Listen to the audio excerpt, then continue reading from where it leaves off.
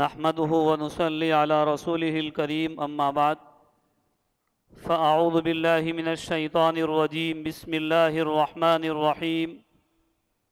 إنما يعمر مساجد الله من آمن بالله واليوم الآخر وأقام الصلاة وآتى الزكاة ولم يخش إلا الله وقال في موضع آخر إنا عرضنا الأمانة على السماوات والأرض والجبال فأبين أن يحملنها وأشفقن منها وحملها الإنسان صدق اللہ العظیم۔ محترم بھائیو، دوستو، بزرگو، اللہ تبارک و تعالی نے دنیا کے اندر سب سے پیارا مذہب اور سب سے پیارا دین اسلام قرار دیا ہے۔ دنیا میں اور بھی بہت سارے مذاہب ہیں، مذہب عیسائیت ہے، مذہب نصرانیت ہے، اور بت پرستی کرنے والے ہیں، لیکن ان تمام مذاہب میں سب سے اہم اور اللہ کے نزدیک سب سے زیادہ پسندیدہ اور سب سے برحق مذہب جو ہے وہ اسلام ہے۔ اور اسلام سب سے پیارا مذہب ہے، اور وہ مذہب اللہ نے ہم کو دیا ہے۔ ہم ایمان والے گھر میں پیدا ہوئے ہیں، ہم ایمان کی فطرت پر پیدا ہوئے ہیں، تو ہمارا فرض یہ بنتا ہے کہ ہم اللہ کی اس نعمت کا شکر ادا کریں۔ لَإِن شَكَرْتُمْ لَأَزِيدَنَّكُمْ وَلَئِن كَفَرْتُمْ إِنَّ عَذَابِي لَشَدِيدٌ۔ اگر تم میری نعمت کا شکر ادا کرو گے، میں تمہاری نعمتوں میں اضافہ کروں گا، اور اگر تم میری نعمت کی ناشکری کرو گے تو سن لو میرا عذاب قریب ہے اور سخت ہے۔ تو اللہ کی نعمت کا شکر کیا ہے کہ ہم دنیا میں رہ کر اللہ کے حکموں کے مطابق اپنی زندگی کو گزارے، اور سب سے بڑا اور اہم فریضہ جو نماز کا ہے، ہم اس کے ذریعے مسجدوں کو آباد کریں، دوسرے اسلامی شعائر کے ذریعے، تعلیمات کے ذریعے اور دیگر قوانین کے ذریعے ہم مساجد کو آباد کریں۔ آج مسجدوں کو آباد کرنا ایک مسلمان کے لیے بہت ضروری ہے۔ ایک روایت میں اللہ کے نبی صلی اللہ علیہ وسلم نے فرمایا کہ تم جس شخص کو مسجد میں آتا جاتا دیکھو کہ اس کا ہر وقت مسجد میں آنا جانا لگا رہتا ہے، تو اس کے ایمان والا ہونے کی گواہی دو۔ اور اس پر اللہ کے نبی صلی اللہ علیہ وسلم نے یہ آیت کریمہ پڑھی، انما یعمر مساجد اللہ من آمن باللہ والیوم الآخر واقام الصلاة وآتى الزکاة ولم یخش الا اللہ، کہ اللہ کی مسجدوں کو وہی لوگ آباد کرتے ہیں جو اللہ پر ایمان رکھتے ہیں اور آخرت کے دن پر جن کا ایمان ہے، اور جو نماز کو قائم کرتے ہیں، اور جو زکوٰۃ کو دینے والے ہیں۔ اس آیت کریمہ میں جو اوصاف بیان کیے گئے مسجد کو آباد کرنے والے کے، ان اوصاف سے ایسا معلوم ہوتا ہے کہ جس آدمی کی زندگی میں نماز ہے، زکوٰۃ ہے، دیگر اسلامی احکام ہے، وہی آدمی مسجد کو آباد کر سکتا ہے۔ اس لیے کہ جس شخص کی زندگی میں ایمان نہیں ہے، وہ مسجد کو آباد نہیں کرے گا، بلکہ مسجد کو ویران کرنے کی کوشش اور اس کی مہم اور اس کا پلان بنائے گا، جیسا کہ آج کل ہم اس حکومت میں اور اس ملک میں خاص طور پر دیکھ رہے ہیں۔ مسجد کے اندر جو خیر و برکت اس مسلمان کو حاصل ہوتی ہے، وہ کسی اور جگہ پر حاصل نہیں ہو سکتی۔ اللہ کے نبی صلی اللہ علیہ وسلم کا فرمان ہے کہ دنیا کے اندر تمام جگہوں میں سب سے زیادہ پسندیدہ جگہ جو ہے وہ مسجد ہے، وہ اللہ کا گھر ہے، وہ سجدہ کرنے کی جگہ ہے، اور اللہ کے نزدیک تمام جگہوں میں سب سے زیادہ ناپسندیدہ اور مبغوض جگہ ہے وہ بازار ہیں۔ اب میں اور آپ اپنے ایمان کا اور اپنے سجدوں کا، اپنی نمازوں کا، اپنے احکام کا، اپنے اذکار کا جائزہ لے سکتے ہیں، اور اپنے آپ کا مراقبہ کر سکتے ہیں، اپنے نفس کا محاسبہ کر سکتے ہیں کہ میری اپنی زندگی میں مسجدوں کو آباد کرنے کی کتنی محنت ہے۔ میں مسجد کو آباد کر رہا ہوں یا بازار کو آباد کر رہا ہوں؟ اگر میں ایک مسلمان ہونے کے ناطے مسجد کو آباد نہیں کر رہا ہوں، بازار کو آباد کر رہا ہوں، تو میں اللہ کے نبی صلی اللہ علیہ وسلم کے اس فرمان کے خلاف عمل کر رہا ہوں۔ ایک اور روایت میں اللہ کے نبی صلی اللہ علیہ وسلم نے فرمایا کہ جس شخص نے مسجد کو پسند کیا اللہ نے اس کو پسند کیا۔ مسجد کو پسند کرنے کا مطلب یہی ہے کہ آدمی جب مسجد میں جائے تو اپنا دل لگا کر بیٹھے، شوق کے ساتھ بیٹھے، جذبے کے ساتھ مسجد میں آئے۔ اسی لیے آدمی جب مسجد میں داخل ہوتا ہے تو اسے اس بات کا حکم دیا گیا کہ تم یہ دعا پڑھو، اللہم افتح لی ابواب رحمتک، اے اللہ اپنی رحمت کے دروازے میرے لیے کھول دے۔ معلوم کیا ہوا کہ آدمی مسجد میں رہے گا اللہ کی رحمت میں رہے گا، آدمی مسجد کے باہر رہے گا اللہ کی رحمت میں نہیں رہے گا۔ لیکن مسجد میں رہنے پر 100% اس بات کی گارنٹی ہے کہ آدمی اللہ کی رحمت میں رہے گا۔ اگر مسجد میں آنے کے بعد بھی میں اپنی زندگی کا بدلاؤ نہیں کر سکتا،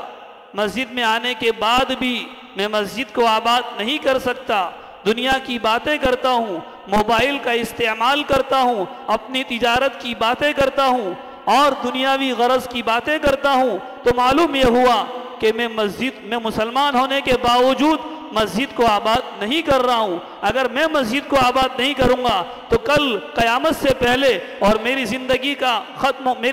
کے ختم ہونے سے پہلے غیر لوگ مسجدوں کو ویران کرنے کے پلان بنائیں گے، اور آج یہ ہو رہا ہے۔ اللہ تعالیٰ نے قرآن میں فرمایا لَتُبْلَوُنَّ فِي أَنفُسِكُمْ وَلَتَسْمَعُنَّ فِي قُلُوبِكُمْ، کہ تم کو تمہارے مالوں کے ذریعے، تمہارے نفسوں کے ذریعے، تمہاری جانوں کے ذریعے آزمایا جائے گا، اور تم مشرکین میں سے اور جو اہل کتاب ہیں ان کے ذریعے تم ناپسندیدہ باتوں کو سنو گے اور تمہیں غصہ آئے گا۔ لیکن اس سے پہلے تمہیں اپنے ایمان کا جائزہ لینے کی ضرورت ہے کہ میرا ایمان اتنا کمزور کیوں ہو گیا کہ میں ایک اہل کتاب کی طرف سے، مشرکین کی طرف سے ناگوار باتوں کو سنوں اور پھر مجھے اس پر غصہ آ جائے۔ اس سے پہلے مجھے اپنی ذات پر غصہ آنا چاہیے کہ میں نے اپنی ذات کو ایمان والا کیوں نہیں بنایا، مسجد کو آباد کرنے والا کیوں نہیں بنایا۔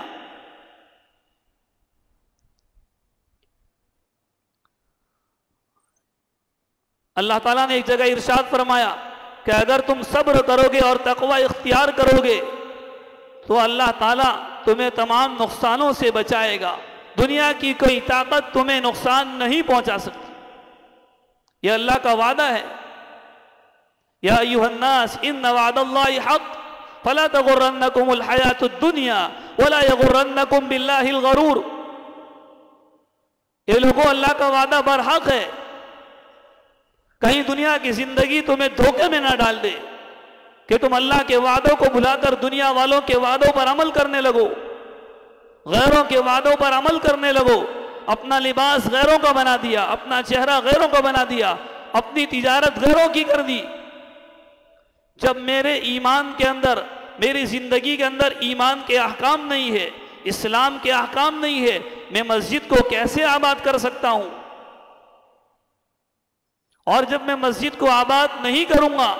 ضروری ہے اور یہ بات لازمی ہے کہ غیروں کی طرف سے ضرور حملے ہوں گے۔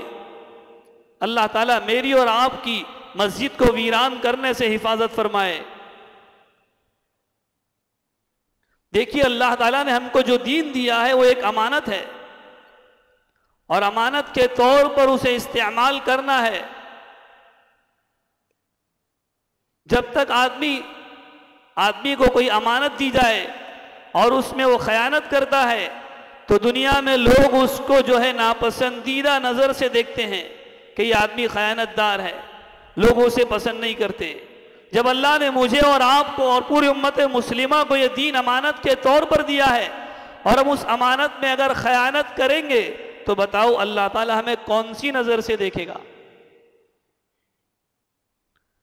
آج میں نے اپنے دین کے اندر اپنی ذات کے اعتبار سے خیانت کی، اپنی اولاد اور اپنی نسل کے اعتبار سے خیانت کی، انبیاء کرام علیہم السلام نے، حالانکہ نبی کا درجہ کتنا اونچا اور بلند ہوتا ہے، پھر بھی نبی نے اپنی اولاد کی، اپنی نسل کی ایمان کی فکر کی ہے، اور موت سے پہلے پہلے انہیں ایمان اور اعمال کی اور اسلام کی دعوت دی اور اس پر آمادہ کیا ہے۔ وَوَصَّى بِهَا إِبْرَاهِيمُ بَنِيهِ وَيَعْقُوبُ يَا بَنِيَّ إِنَّ اللَّهَ اصْطَفَى لَكُمُ الدِّينَ فَلَا تَمُوتُنَّ إِلَّا وَأَنْتُمْ مُسْلِمُونَ، کہ جب ایک مرنے والا وفات پاتا ہے اور اس کے آخری ایام ہوتے ہیں، یا مرنے سے پہلے جو کچھ ایام ہو، اگر اس میں وہ اپنی وراثت کی وصیت کرتا ہے، دنیا کی چیزوں کی وصیت کرتا ہے، اس سے بہتر یہ کہا گیا کہ وہ اپنی اولاد کو، اپنی نسل کو ایمان کی وصیت کرے، اعمال کی وصیت کرے اور نماز کی وصیت کرے، نماز کی ترغیب دلائے۔ تو دنیاوی زندگی میں جب میں زندہ ہوں، میری اولاد زندہ ہے، تو دنیا کی زندگی میں تو ہر ذمہ دار کو اپنے ماتحتوں کا ذمہ دار بن کر رہنا ہی ہے، کہ میں نماز پڑھتا ہوں، میری اولاد نماز پڑھتی ہے یا نہیں پڑھتی ہے، میں نماز پڑھتا ہوں، میری بیوی نماز پڑھتی ہے یا نہیں پڑھتی ہے، میں نماز پڑھتا ہوں، میرے چاہنے والے نماز پڑھتے ہیں یا نہیں پڑھتے ہیں، میں جس سے محبت کرتا ہوں وہ اسلام سے دور ہے یا اسلام سے قریب ہے۔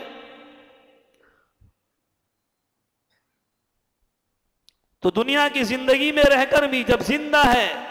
تب بھی اپنی اولاد کو، اپنی نسل کو ایمان پر قائم رکھنے کا حکم دیا گیا، ان کی نگرانی کا حکم دیا گیا، اور مرنے کے آخری وقت میں بھی اس بات کو کہا گیا کہ اپنی اولاد کو اعمال کی وصیت کی جائے۔ وَوَصَّى بِهَا إِبْرَاهِيمُ بَنِيهِ وَيَعْقُوبُ، حضرت ابراہیم علیہ السلام نے اپنے بیٹے اور حضرت یعقوب علیہ السلام نے اپنے بیٹوں کو وصیت فرمائی کہ میرے بیٹے، یا بنی ان اللہ اصطفیٰ، اللہ نے تمہارے لیے دین کو منتخب کر لیا ہے، دین اسلام کو اللہ نے تمہارے لیے منتخب کر لیا ہے، فلا تموتن الا وانتم مسلمون، کہ تمہاری موت اس حالت میں ہو کہ اسلام کی حالت میں ہو، فرما برداری کی حالت میں ہو، کہیں ایسا نہ ہو کہ تمہاری موت اس حالت میں ہو کہ اللہ کی نافرمانی تم سے سرزد ہو رہی ہے۔ ایک نبی اپنی اولاد کو یہ وصیت کر رہا ہے، تو میں اور آپ تو کیا ہو سکتے ہیں؟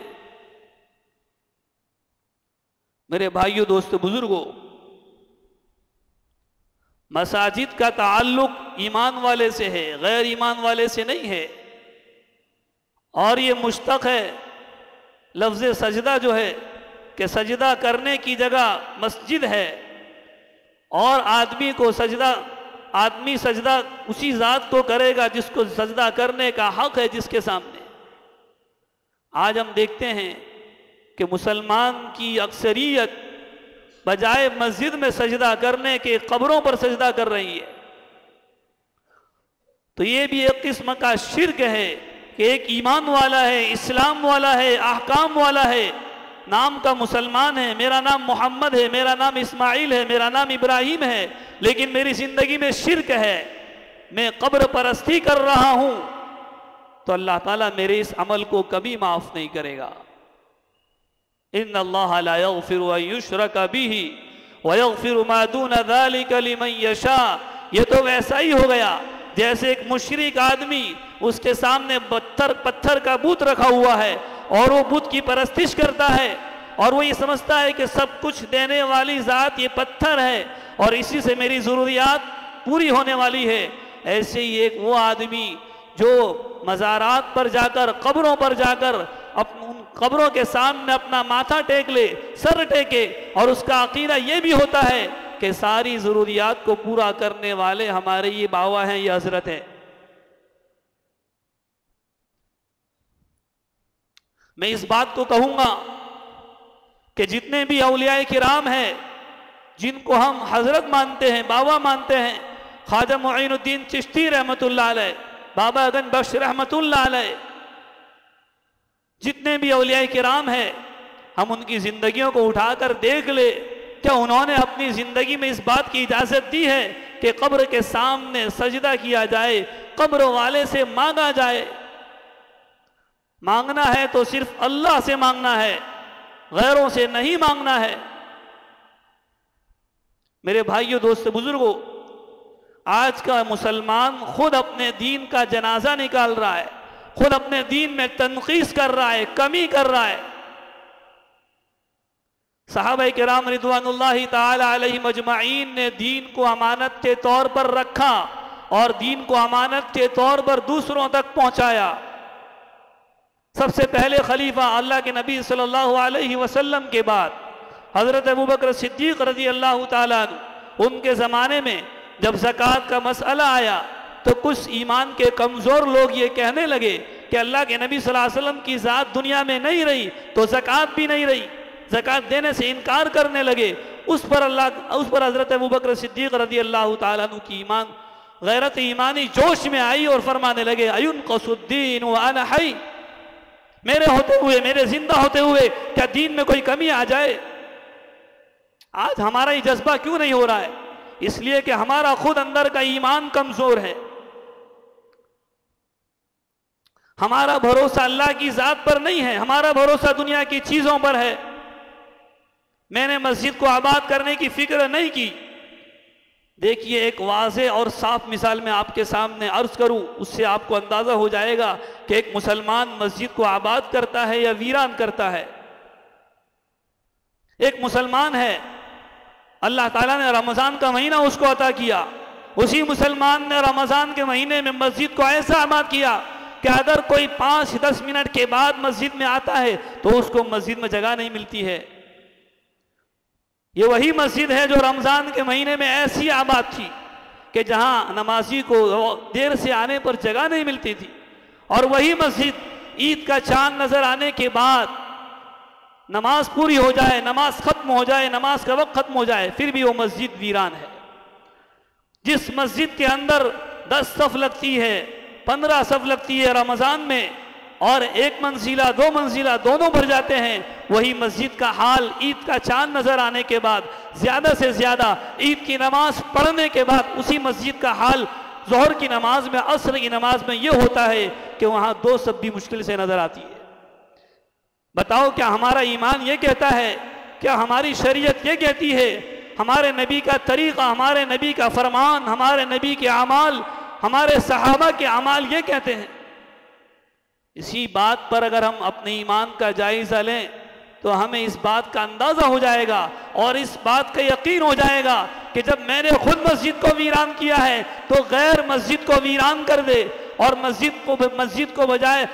کے بجائے مندر ہونے کا دعویٰ کرے تو میں سب سے بڑا مجرم اس کا میں ہوں۔ اللہ ہمیں یہ بات سمجھا دے، اس کو سمجھنے کی ضرورت ہے۔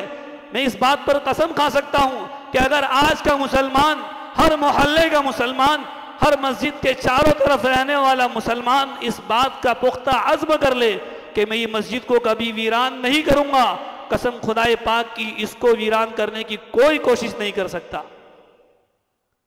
اور اس پر قبضہ کرنے کی کوئی غیر قوم آواز بھی نہیں اٹھا سکتی۔ لیکن سب سے پہلے عزم مصمم مجھے کرنا ہے، آپ کو کرنا ہے، ہر ایمان والے کو کرنا ہے کہ یہ مسجد کو مجھے آباد کرنا ہے۔ صحابہ کرام رضوان اللہ تعالی علیہ مجمعین کے دور میں یہ مساجد سے مسجد نہیں ہوتی تھی کہ نماز پڑھ لی اور فرض کو ادا کر لیا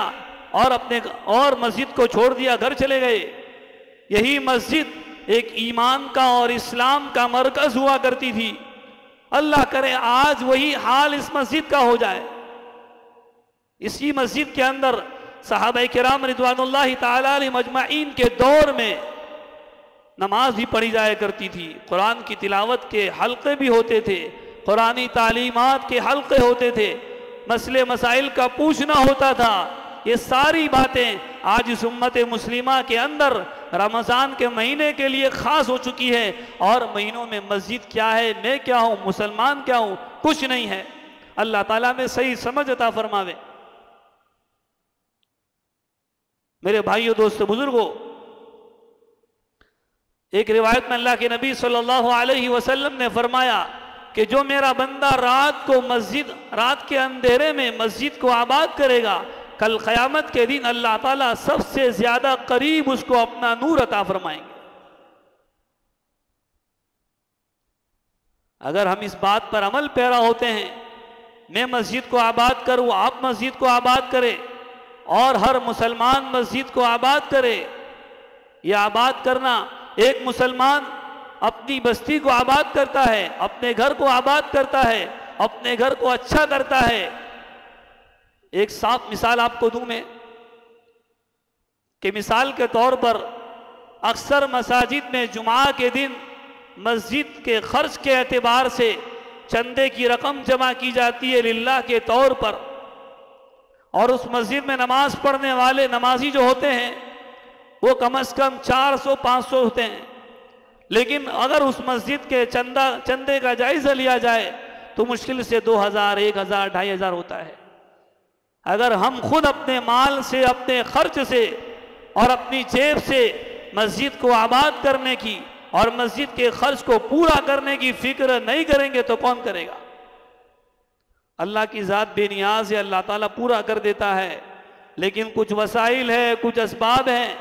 تو ہر اعتبار سے اپنے آپ کو تیار کرنا ہے، مالی اعتبار سے، جانی اعتبار سے، ایمانی اعتبار سے، روحانی اعتبار سے۔ وَإِن تَعُدُّوا نِعْمَةَ اللَّهِ لَا تُحْصُوهَا، اللہ نے بہت ساری نعمتیں انسان کو دی ہے، اگر اس کا شمار کرنا چاہے شمار نہیں کر سکتا۔ وَأَعِدُّوا لَهُم مَّا اسْتَطَعْتُم مِّن قُوَّةٍ، ہمیں ہر اعتبار سے تیار رہنا ہے۔ ایک آدمی کے پاس جان بھی ہے، مال بھی ہے، خرچ بھی کر سکتا ہے، لیکن اس کا ایمان کمزور ہے، اعمال کمزور ہے، اس کا مدد کرنا کوئی فائدہ نہیں ہوگا، کوئی کارآمد نہیں ہوگا۔ میرے پاس ایمان، اپنے ایمان پر عمل کروں، اللہ سے ثواب کی امید رکھتے ہوئے میں نماز کو قائم کروں، میں اللہ کے راستے میں مال کو خرچ کروں، مسجدوں کو آباد کرنے کی فکر کروں، تو میرا ایمان مضبوط ہوگا۔ میرا ایمان مضبوط ہے، میرے اندر اعمال کا جذبہ آئے گا، اعمال کا جذبہ آیا تو اللہ کے راستے میں اپنی جان کو قربان کرنے کا جذبہ آئے گا، اور جہاں کہیں بھی اس بات کا اعلان کیا جائے کہ اسلام کے خلاف غیر قوم کی طرف سے اور دیگر اقوام کی طرف سے آوازیں اٹھ رہی ہے، تو سب سے پہلے میں نمازی ہوں، میں اللہ کا مقبول بندہ ہوں، میرے اندر ایمانی جذبہ 100% موجود ہے، اللہ تعالیٰ ضرور مجھے اس قربانی کا جذبہ عطا فرمائے گا۔ سب اس کی فکر کریں گے بھائی؟ اللہ تعالیٰ سے ہم دعا کریں، اور آج اس نماز سے اٹھ کر اپنی